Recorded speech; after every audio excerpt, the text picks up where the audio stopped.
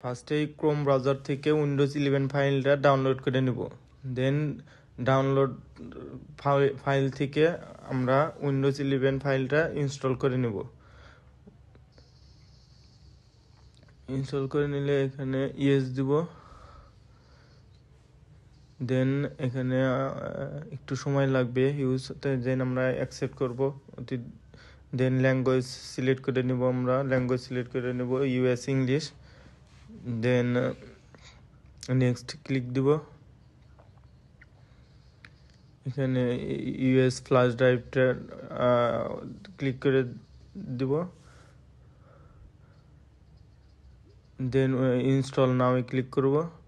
এখানে কিটা দিয়ে দিব যদি দেন আমরা উইন্ডোজ 11 প্রোটা সিলেক্ট করে নেক্সটে ক্লিক করব। নেক্সট দেন গেট রেডি, একটু সময় লাগবে। দেন আমরা